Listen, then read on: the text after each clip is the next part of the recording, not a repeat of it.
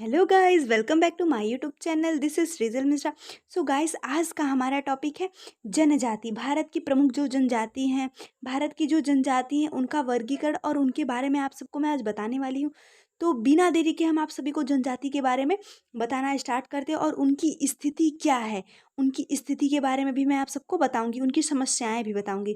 तो सबसे पहले हम भारत की जनजाति की बात करें तो सबसे पहले जनजाति होती क्या है। तो ठीक है, जनजाति वह मानव समुदाय है जो एक अलग निश्चित भूभाग में निवास करती हैं और जिनकी एक अलग संस्कृति, अलग रीति रिवाज, अलग भाषा तथा ये केवल अपने ही समुदाय में विवाह करती हैं। सरल अर्थों में कहें तो जनजाति अपना एक वंशज, पूर्वज तथा सामान्य से देवी देवता होते हैं। वे अनमोल प्रकृति के पूजक होते हैं। ठीक है, जो जनजाति होती है यह एक आदम समुदाय है। ठीक है, ये मतलब बहुत ही पुराने हाँ हैं और ये एक निश्चित भौगोलिक क्षेत्र में निवास करते हैं।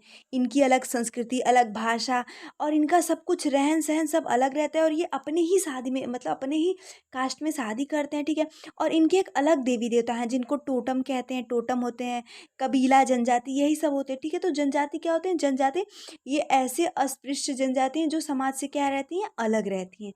तो आई होप आप सभी को जनजाति समझ में आया होगा। और अगर आप सभी को और डिटेल में जानना है तो इसकी परिभाषा देखते हुए डॉक्टर D.N. मजूमदार ने लिखा है, एक जनजाति परिवारों या परिवारों का वह समूह है संलग्न होता है जिनका एक सामान्य नाम, इनके सदस्य एक निश्चित भौगोलिक निवास में रहते हैं, समान भाषा बोलते हैं तथा विवाह, व्यवसाय एवं उद्योग में निश्चित वैधानिक नियमों का पालन करते हैं। ठीक है, तो यही होता है हमारा जनजाति। तो आई होप आप सभी को जनजाति एकदम अच्छे से क्लियर हो गया होगा। अब हम जनजाति के बारे में और आगे पढ़ते हैं। सो गाइस, अब हम जब भारत में जनजाति की स्थिति, status of tribes in India, ठीक है, ये देखेंगे। और आइए अब एक नज़र डालते हैं भारत में जनजाति की स्थिति पर। भारत आदिवासी समूहों की विशाल आबादी के लिए जाना जाता है।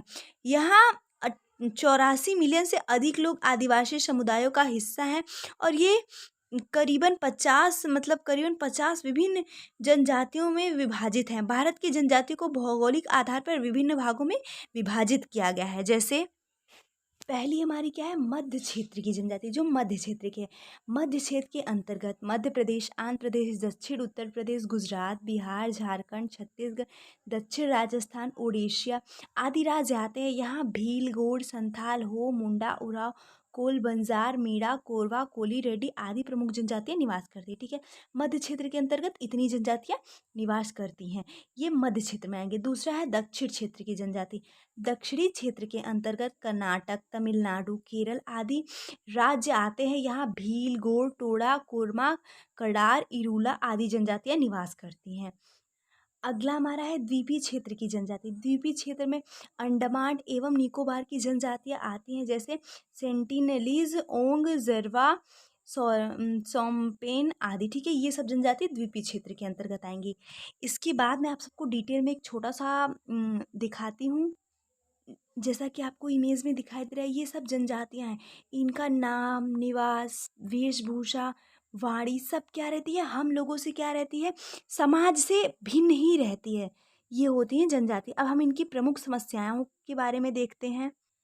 तो गाइस, भारतीय संविधान में जहाँ इन्हें अनुसूचित जनजाति कहा है, दूसरी ओर इन्हें अन्य नामों से भी जाना जाता है। मसगत, आदिवासी, आदिम जाति, वनवासी, प्रौद्योगिकी, असभ्य जाति, असाक्षर, निरक्षर तथा कबीलाई समूह इत्यादि। हालांकि भारतीय जनजाति का मूल स्रोत कभी देश के संपूर्ण भूभाग पर फैली प्रोटो ऑस्ट्रेलॉट तथा मंगोल जैसी प्रजातियों को माना जाता तथा इनका एक अन्य स्रोत निग्रेटो प्रजाति भी है। इनके वंशज अंडमान निकोबार द्वीप समूह में अभी भी क्या है? आज भी बाहरी दुनिया में सामाजिक संपर्क इन्हें खास पसंद नहीं आता।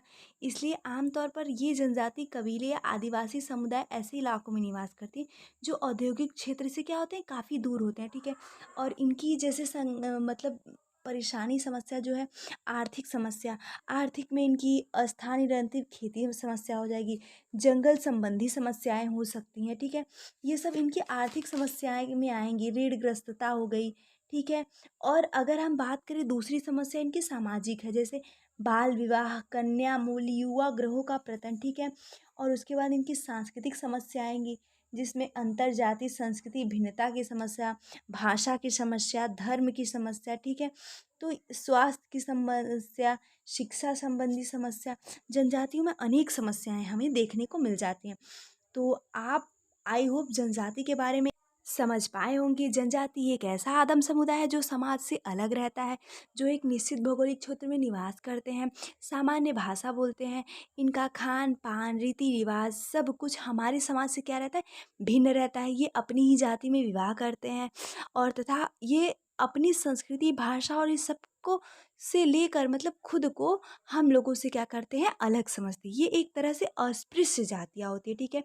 और इनके लिए भारत सरकार ने बहुत सारे कानून भी बनाए हैं और भारत सरकार को करने भी चाहिए, ताकि इनसे इनकी भूमि न छीनी जा सके, अधिक जंगलों की कटाई न हो, जिसकी वजह से कि ये क्या नाम है कि अपना घर छोड़कर मतलब अपना आवास इन्हें न बदलना पड़े। तो गाइज़ आई होप आप सभी को मेरी वीडियो अच्छे से समझ में आई होगी। एंड गाइज़ जाने से पहले मैं इतना कहूँगी कि मैं भी बहुत मेहनत से आप सबके लिए वीडियो बनाती हूँ, तो आपका इतना फ़र्ज़ बनता है कि प्लीज़ मेरी वीडियो को लाइक करें, शेयर करें और मेरे यूट्यूब चैनल को सब्सक्राइब करें। Thanks for watching.